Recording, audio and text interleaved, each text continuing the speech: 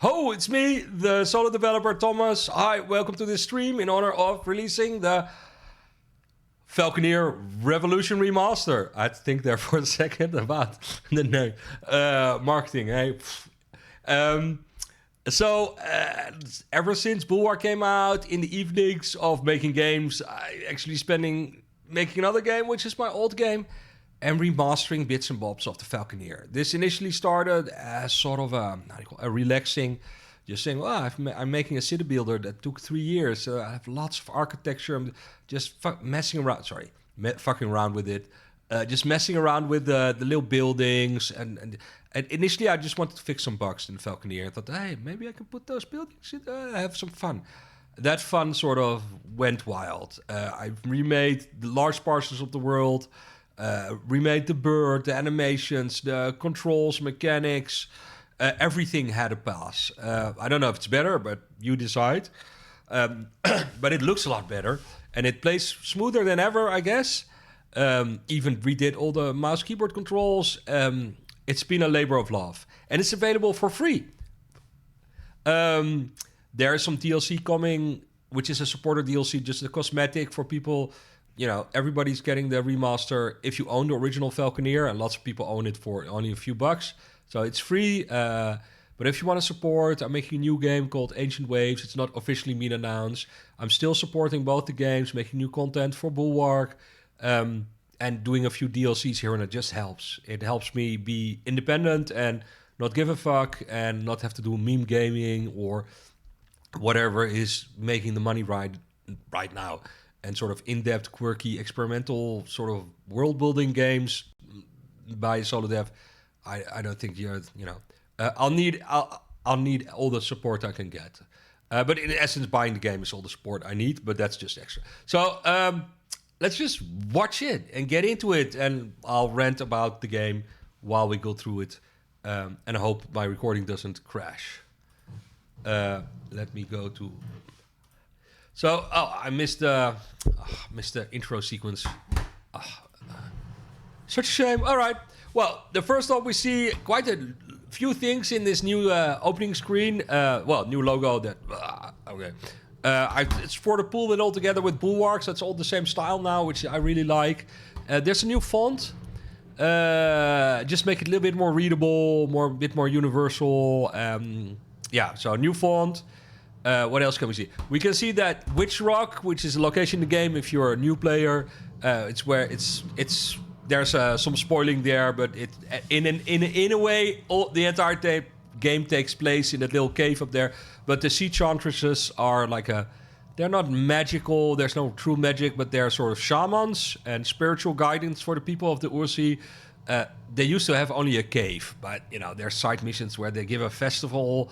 And they seem to have multiple locations, including some pretty good real estate. So that didn't make sense. They'd still have that cave, just that the oracles in ancient Greece had their cave with the fumes and where they'd go all floaty. But I'm sure there was buildings around there, temples, reception areas for people to wait, donations, all that. So I've added that, and that's what also what the remaster about is, bring this world to life and giving that first person or third person perspective on this universe, and sort of also I've done a lot of work making that lore mesh with Bulwark better. So bringing bits forward and backward. And all this work on the remaster already delivered a couple of updates for Bulwark, like ship detail and stuff like that. And curved walls that were made for the remaster. So they're all one big project now. The other thing you can see is new portraits. And let's dive into that by changing the chapter and having a look. I've turned down the voice volume, but there's lots more voice acting in the game. But this is the old. One thing you can see here is that I've remade some of the menus, and with my mouse there's some proper rollovers. These little things like that were also missing, using it with the mouse keyboard. Sometimes not everything is rollover because of time. But next up is the portraits. They were really bad. Not bad. It was like a first generation of the tech. And now I look at it and go, Jesus, they're fucking ugly. So that was remade for the Bulwark already. But Bulwark had a much more advanced system. And when you split the code base and also the rendering tech internally is slightly different. This is gamma. The other one was linear, but also the shader code and everything was sort of different. So I had to backport some of that tech and improve it in places. I think Bulwark looks slightly better because they just have... This is a procedural system, and in Bulwark all the faces were sort of semi-handcrafted with a tool, like with sliders and stuff. But you can see it sort of... It's a major improvement. There are, in Dutch we say digestible, that they don't look fugly anymore. Bird already always looked nice and had a lot of love. Where it says gender, you can actually switch between male and female. Makes a lot of sense, right? There's different classes, always were. The Mongrous DLC still exists. That's one way you can support. But the other two classes are these, the Pteron and the Phoenix, are kind of fun. They're rolled into the main game now because actually that Edge of the World DLC, it contained all kinds of stories I felt should be part of the main game. So I integrated, rolled it in. It's not been for sale for quite a while, for a little bit, and yeah, it's for everybody. It's just a better experience to have this full world and not this empty world, which was a good criticism of the Falconeer. So yeah, so that's one of the things that happened. So let's have a look. So we're in the Falconeer, in Dunkel in chapter 1. You can see the portraits much improved. We have voice acting for the traders. Actually, this is fun. You don't win birds by racing anymore. They're just for sale. You don't need to win a race to unlock. We'll do a race in a minute, but that was I think a lot of people were happy with that. Then there's armorers, so there's some cosmetic armor, and this is actually that DLC armor. I'll show it to you later. For the campaign, this is my save game, so I've unlocked everything. Especially chapter 1 had a lot of love. Escorts have been shorter. Fast travel is nearly available in any sequence, so just fly there, so you can really speed through that. It's more condensed experience. I think there was a criticism it was too much padding, so I removed a lot of that padding, increased the scope of combat here and there, bigger battles, and especially something like the battle at Salad Mount now has new enemies. So the Vern enemies from Bulwark were brought in, detailed more, and so there's more enemy variety now, and just the battles are a little bit more intense, hopefully. Escorts are shorter, so I've just moved. They're part of the story. That's there for exposition, but I've made them so much smaller. No more wasteless flying. Hoping if you see it, let me know. I'll have a fix within an hour. So that's the missions. I don't have time to do them. They're otherwise cutscenes have been polished and set pieces, but mostly they're the same. Of course, it's the same story. Let's take off. Stuff, also here, like rollovers on the I can't play that, but it just little things for mouse keyboard are just there's effort has been put in there. So let's see. So I started off with adding buildings to the game, but as you can see in at Dunkel. So there's some Bulwark buildings in there. There's lots of custom work as well, and there's some of the old buildings as well. So it's a nice mix to... We can see that I actually noticed in a previous playthrough, which I wasn't recording, that this is actually the old asset. So you can see the detail difference between that and that. It's still minimalist, but it's simply a lot more. And I've really... It's all custom. This is what most of the year took, is just making all these, that these walkways here, that they have logical walkways with houses next to them. You can go up the stairs here and follow the road, the pathways. Here is a more harbor.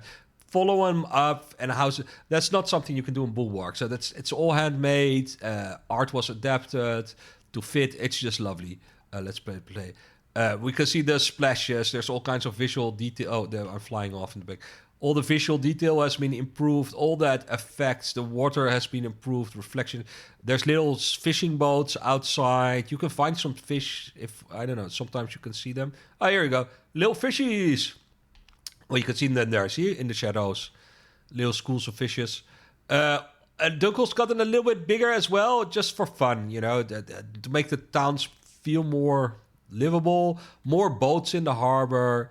All in all, it's just a better looking thing. And while I was doing that, at some point, I was... Let's fly home. I was improving all this, and then I looked at the bird, and it was like, yeah, it's not really good looking, that bird. The original Falconeer was so minimalist, because you do it by yourself, you can't add that detail. Well, I had a couple of years extra, and there was this post by the guy who made Mythract and Roki, and they had this wonderful post about how he animated bird wings and it had individual feathers. It was so inspiring. I thought, I'll copy that. And so I started remaking the birds with all its feathers, and still keep it low poly, but have a lot more detail. And you know, I had armor sets which fit the lore. They have straps underneath the feathers, by the way. I swear it. You can't see it. You know, it's a feathery beast. The rider itself has been upgraded, and there's 5 different armor sets in the game. Each has their own. We'll see. And when I did that, someone on the Discord said, "Hey, I'm a professional falconer or bird handler. Do you know wing warping?" So I looked that up. They explained how the wings change shape to do subtle turns, or during flight, birds. I sort of realized that, but I hadn't, you know. So I did it. So if you move the controller or your mouse, look, the little tail goes, but also the wings change when it turns left. See, the one side goes down, one side goes up. So it sort of fit the aerodynamic. Lots of animation. So if I hit into something, there's a little... See, it won't bump and bounce you away. There's more of a soft collision system. It still tries to avoid it, but you can get a lot closer, and it won't do so if you're pressing the stick or mouse. So there's a lot more precision, and what better to prove that than to try and... Oh wait, first the ship. So another thing that's got a detail pass are all the ships got a detail pass, and this work has been backported into Bulwark. So there's just more detail, rigging. I don't know, with the climbing ropes, there's probably an English name. We call it the wall, I think, in Dutch, where sailors would climb up. Cargo, just a little bit more detail. My OBS is sometimes dragging the frame rate. Maybe I should turn off. I tried turning off VSync, and then my face became choppy with the camera, so not perfect. So it's silky smooth. It runs on Steam Deck at about 50 FPS. If you want to squeeze, if you want to do the Steam Deck, there's new. If you go to settings, there's new options here. Including, oh, that's why it was super sampling. So it was doing 4 times the... I think. There's a downsample option. It's very good for Steam Deck. Let's not super sample while recording. Put shadows to high quality and reflections off. And then Steam Deck should be 60 FPS. Maybe in high density urban areas, which we'll show you later, it will go down to 50. But it's been quite good. So it's still Steam Deck verified. But let's do a race. See, and while we do the race, we can see I can do much tighter, get closer, don't get bumped off by the geometry. Something else is visible. Lights are coming on.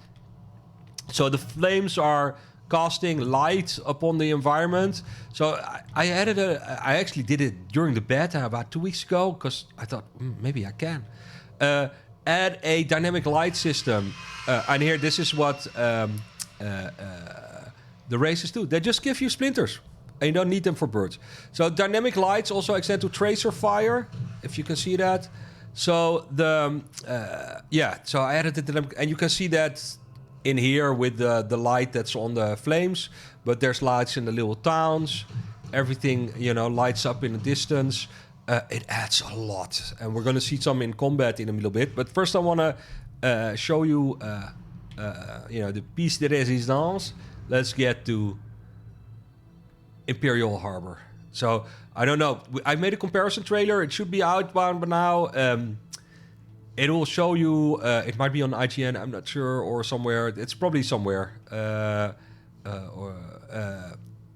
That is the new Imperial Peak. But the old Imperial Peak was just 20 houses or something. It was really... There's a graphic in the screenshot section on Steam. That may be the best comparison. I don't know where that comparison trailer went off to. Releasing everything is chaos. But yeah, so that's... And we can light that up with... and like I said, you can get a lot closer. You don't get those bounces of ships. Try to avoid the mast a little bit. I don't know if you can... Sometimes you can still get stuck. But the collision boxes are just... like the performance is a lot heavier, of course, this game. The minimum spec has gone up. No more potatoes.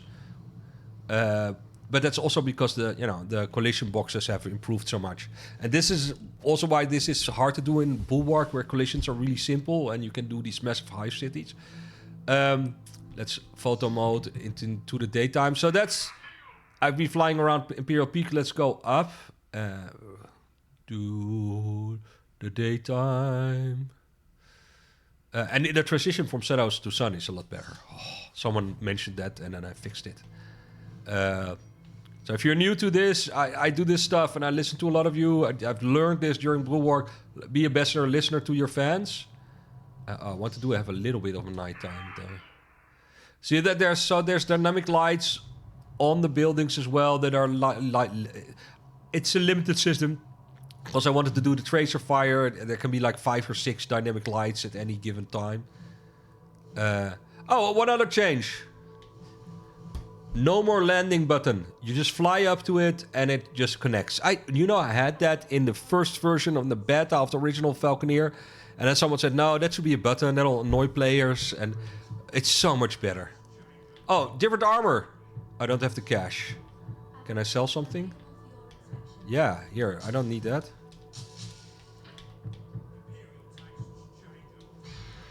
I've put the voices down. But all of these guys are voiced now. Can I buy that as well? No, that's expensive. So I bought another armor. Let's see it. Look at that. So you can really see also the light, what it's doing on the Imperial Peak, which has the assets to me.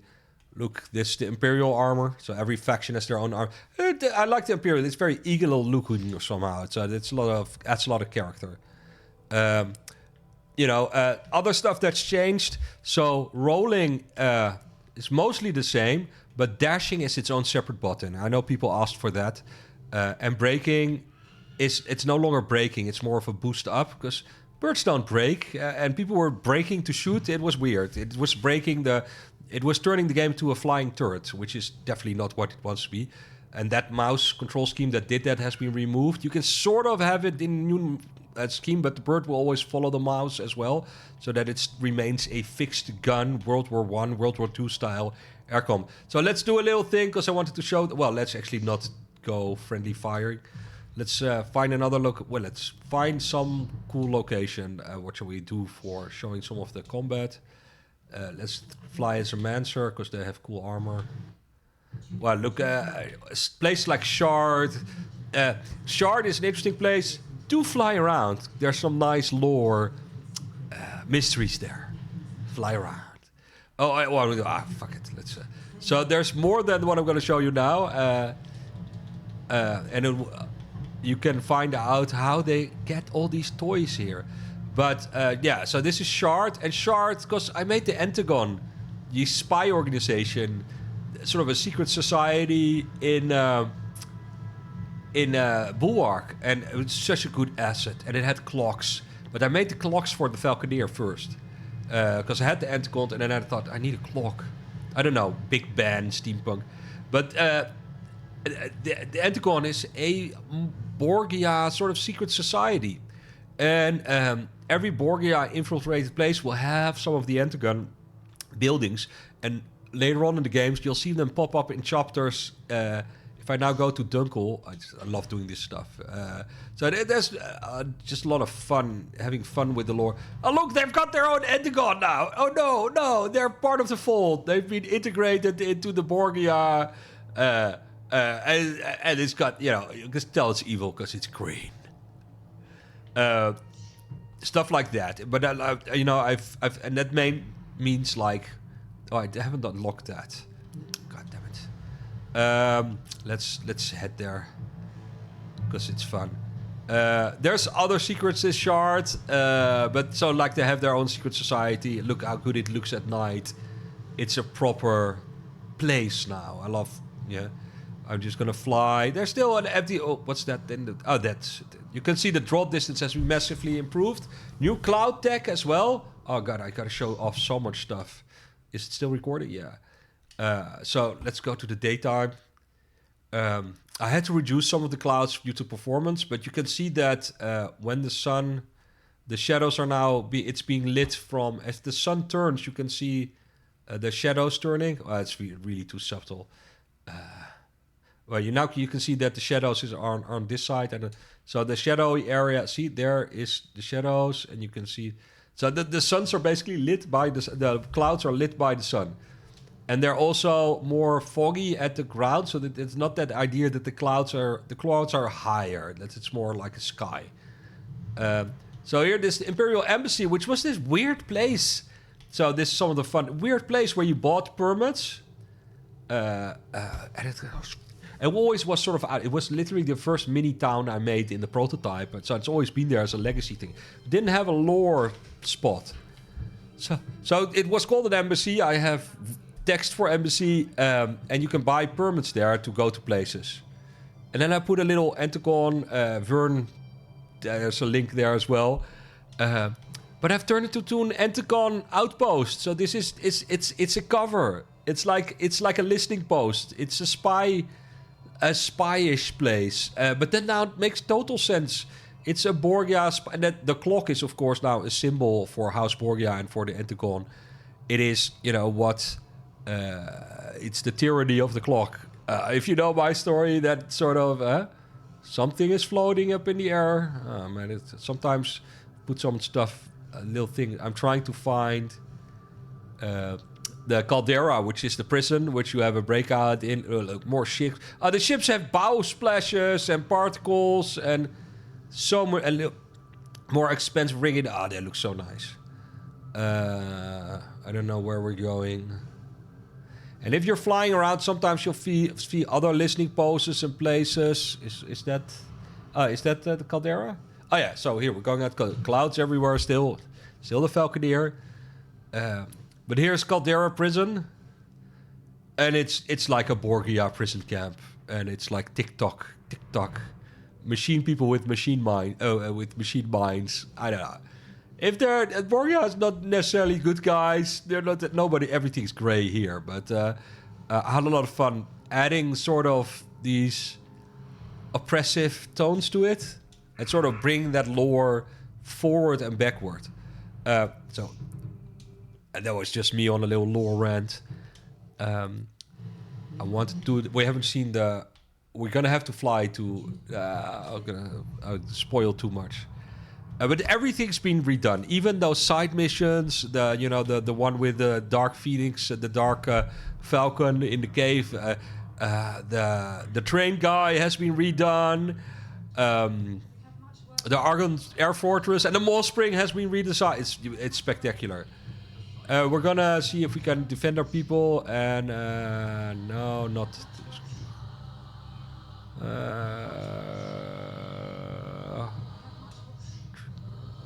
No, I'm reading it. See if I can. Stargazer. So that look cool. So they've got the cool armor. It's more falcony with little lights. And look at Oberon's Reach. As a headquarter, it's now a proper fortress town. It's got its own dynamic lights, its own mood. It's by far one more... And you can still see the original model in there, but it just had a lot of sense in making this something that fits the world. And then you fly. Let's This was the thing, Boom, little bump. How tight you can do the things you want to do. I saw videos of people playing it or tested it at Gamescom. That's all people do. They fly through the arches. Okay, mission accomplished. If that's satisfying. Look at the the large shadows and the new sun and atmospherics and everything looks so. I don't know. Okay, yeah, I really enjoy making this stuff and then really satisfying. Sorry, I think the official is getting high of your own supply. Oh, it's a night combat at Stargater, which has. Okay, so we've got some. Oh wow, this is more randomized. We've got. Okay, I've got a. Okay, definitely not take my level 1 character into a... I just wanna survive till I can sew some sting. So, the clouds get lit by the lights, and they make for this super moody... and you can see the combat lighting up the clouds.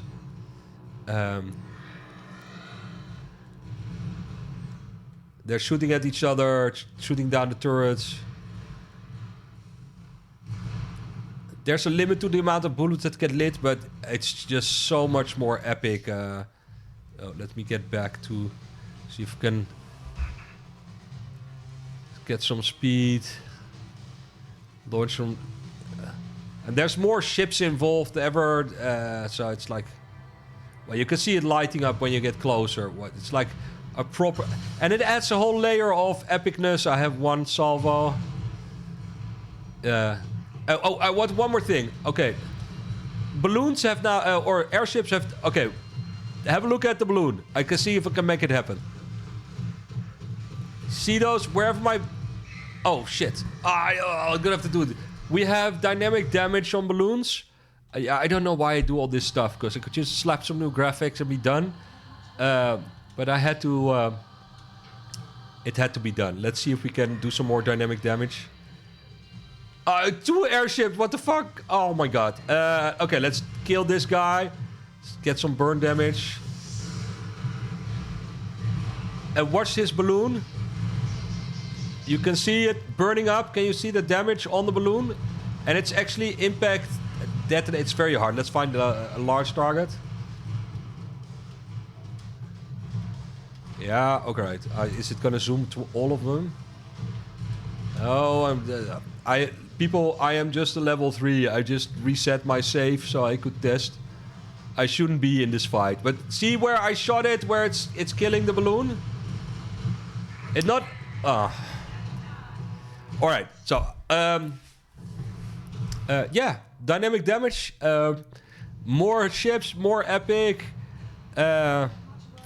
Gee, what do we...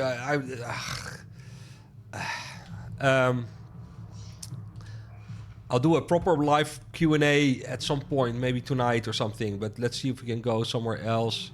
The mall. Shall we have a look at the mall? I want to have a look at the mall. So, the mall has a completely new... I want to go the other way. See if we can get into a little bit of a... so, even more detail on those statues as well. So, a lot of it's the same, but... you can see the water effect it's much more epic than the sim. If you go back to the original Falconeer, it was super simple. And we can see the light, the dynamic light happening at Cartelholm. For the people that only play the first version, the Falconeer has its own year of added content, and this was one location. Let's see if we can... So Cartelholm is where you do exploration quests. Mostly the same, but it's got a little town around it, and yeah, it's and the added draw distance it's like doubled. I didn't want to do it fully because it takes away from the atmosphere and it makes everything feel very small. And I like that wide openness. So here's Mallbridge. Here's a ship going through Mallbridge. A very detailed ship. And we have other bits of lore, which I've never expanded on, but there's a temple, I guess, to the sister, to one of the... Let's pause it, because I like Mallbridge. So, it was never truly a town on the mall, but now it's... you can see that green temple. So there's a bunch of temples in the world that fit sort of various bits of the lore, with where you have this, post-human family. So, yeah, so it's like,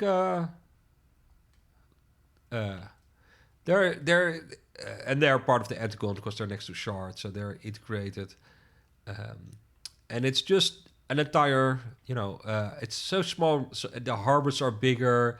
There's ships in dock. It's such a bigger place, the world of Falconeer. And it's more of a society that would, it feels more like a society. So, yeah, that is some of the bits I've been doing. Get them. Oh, and rolling away. I don't know what difficulty I'm at. I think I'm on normal. Yeah, wait. I've made hardcore harder. But, yeah.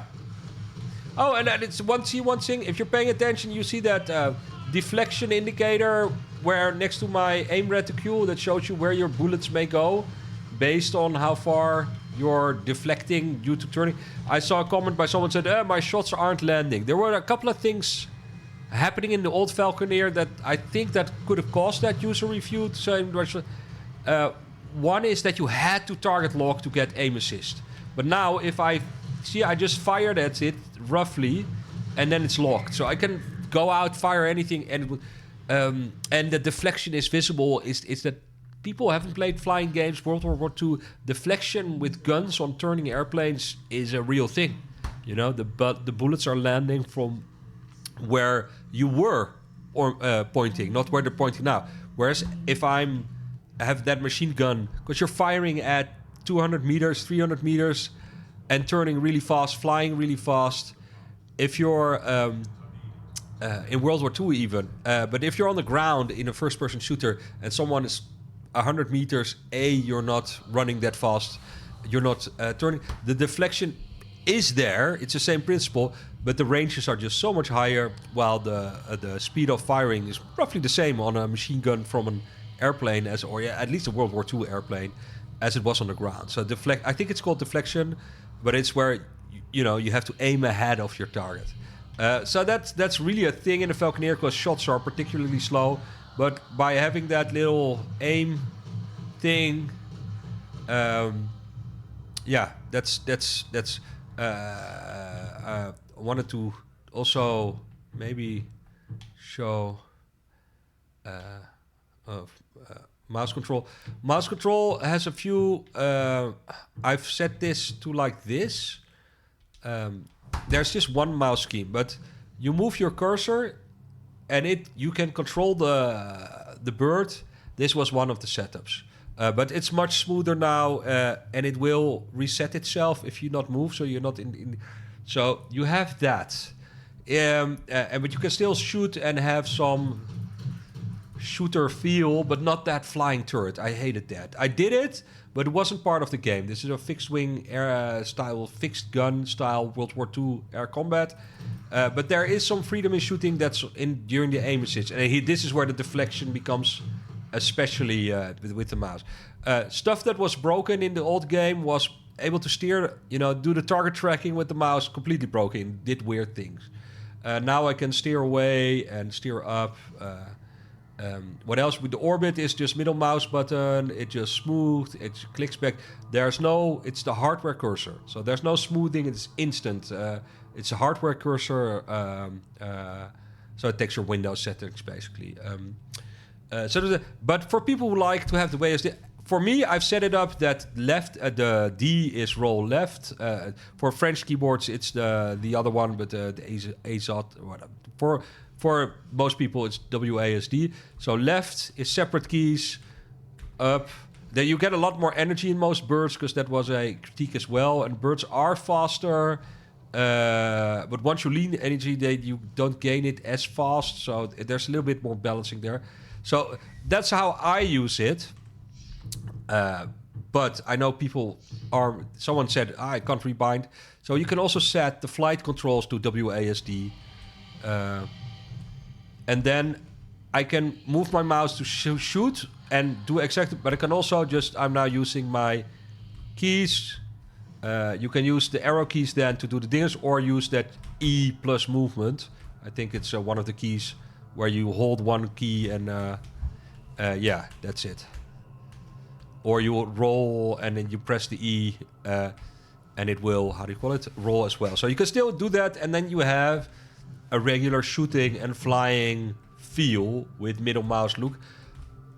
Guys, I don't know if this is perfect. It's my own invention. I really want to get away from it. But it is a mouse control that's gotten a lot of love. You tell me. Laughs? The old one got a lot of laughs. This one got a lot of love. How the menus respond. So I've really tried to done my best here and fix all that was wrong with the old version and make it epic in many ways and really, let's see if we can make something special out of this remaster. Hope you like it. When this video goes out, I'm not because I'll be busy putting stuff live, so this isn't actually. But I'll do a Q&A later. Hope you enjoy the remaster. And follow me on Steam or Blue Sky. But if you follow developers on Steam, you can. You know, just click on the developer name, say follow. You'll get updates of their games. And I've heard a little bird on the wall told me there will be many more features coming where following developers will be worthwhile for players. But now it helps you because that audience, if you follow me, that influences the algorithm. You know how this works. So try and follow me and wishlist whatever you do. Enjoy the remaster. There's going to be a free weekend and a daily deal next week. There's plenty of opportunities to buy it and try it without hurting your wallet. I think that's important. The remaster.